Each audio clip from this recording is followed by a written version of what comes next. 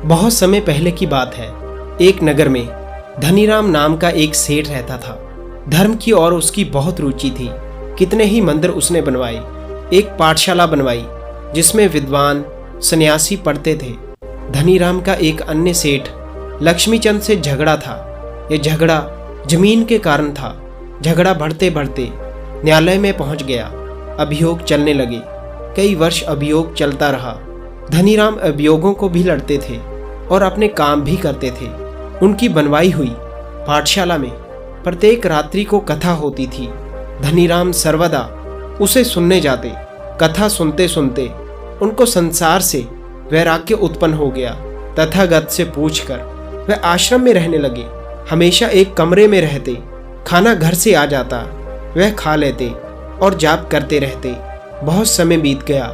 एक दिन उन्होंने बुद्ध से कहा, यदि आपकी कृपा हो तो मैं संन्यास लेना चाहता हूँ। बुद्ध ने कहा, नहीं धनीराम, अभी तुम संन्यास के योग्य नहीं हो। धनीराम ने सोचा, मैं घर पर जाता नहीं हूँ, परंतु रोटी मेरी घर से आ जाती है। अब घर से रोटी नहीं मंगवाऊंगा, यहीं एक नौकर रख लूंगा, वही बना दिया करेगा। अगले ही दिन धनीराम ने एक नौकर को रख लिया। और फिर एक दिन ये सोच करके अब तो घर से कोई संबंध नहीं, वह फिर बोले, भंते अब यदि संन्यास ले लूं तो?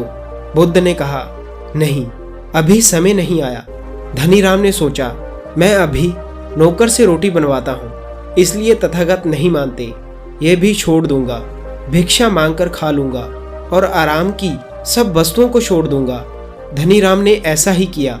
अब वह सुबह के समय नगर में जाता, भिक्षा मांगकर लाता और सारा दिन आत्मचिंतन में मस्त होकर बैठा रहता। बहुत समय बीत गया। उसने फिर महात्मा बुद्ध से प्रार्थना की, भंते मुझे संन्यास लेने दीजिए। बुद्ध ने सोचकर कहा, अभी नहीं धनीराम। धनीराम आश्चर्यचकित हो जाता है और सोचता है, अब क्या कमी रह गई। धनीराम ने सोचकर देखा और फिर अपने आप को कहा, मैं सभी जगह मांगने गया हूँ, परंतु सेठ लक्ष्मीचंद के यहाँ मांगने नहीं गया। इसीलिए शत्रुता की पुरानी भावना अब भी मेरे ही हृदय में बसी हुई है। इस भावना को छोड़ देना होगा। दूसरे दिन प्रातःकाल ही सेठ लक्ष्मीचंद के मकान पर पहुंच गया। जाकर अलख जगाई, भगवान के नाम पर भिक्षा दो। सेठ लक्ष्मीचंद के नौकरों ने धनीराम को देखा तो दौड़ते दौड़ते सेठ के पास आ गए। हंसते हुए बोले, सेठ जी, धनीराम आपके यहाँ भीख मांगने आया है। लक्ष्मीचंद आश्चर्य से बोला, यह कैसे हो सकता है? तुम्हें भ्रम हुआ है, कोई और होगा। नौकरों ने कहा, नहीं सेठ जी, वह धनीराम ही है।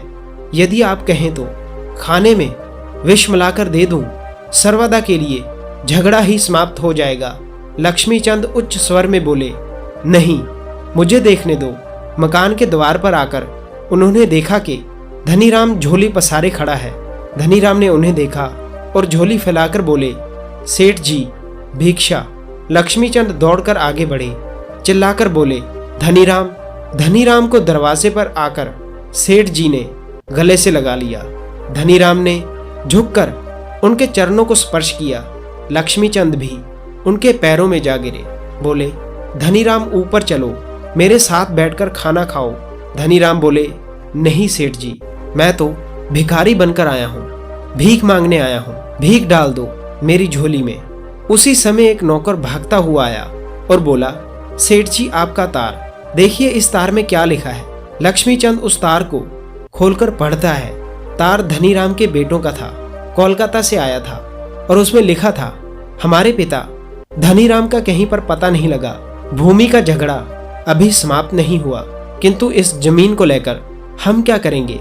इस तार द्वारा हम भूमि से अपना अधिकार वापस लेते हैं। हमारे पिताजी नहीं है, आप कृपा करके हमारे पिता बनिए, हमें अपने संरक्षण में ले लीजिए। लक्ष्मीचंद रोते हुए बोले, नहीं, ऐसा नहीं होगा। उन्हें लिखो कि भूमि उनकी है, मुझे नहीं चाहिए। मैं पिता बनकर उनकी रक्षा करूंगा, वो भी आज से। वह केवल धनीराम के नहीं, मेरे भी बेटे हुए। इसके बाद धनीराम भिक्षा लेकर बाहर जाने लगे तो देखा सामने बुद्ध खड़े हैं, हाथ में वस्त्र लिए। महात्मा बुद्ध धनीराम को छाती से लगाकर बोले, अब तुम सन्यासी बनने के योग्य हो, अब ये कपड़े पहनो। महात्मा बुद्ध कहते हैं, इस प्रकार जब तक मन के अंदर घृणा है तब तक सन्यासी होने का क्या लाभ। सन्यासी यदि बनना है तो मन से घृणा को निकाल दो, ईर्ष्या और वैर की भावना को दूर कर दो, तो फिर देखो आनंद और सुख मिलता है कि नहीं। इस प्रकार लक्ष्मीचंद अपना जीवन व्यतीत करने लगे और धनीराम भी गौतम बुद्ध की शरण में चले गए। सो दोस्तों, इस कहानी में इतना ही। मिलते हैं हम अगली कहानी में, तब तक के लिए धन्यवाद।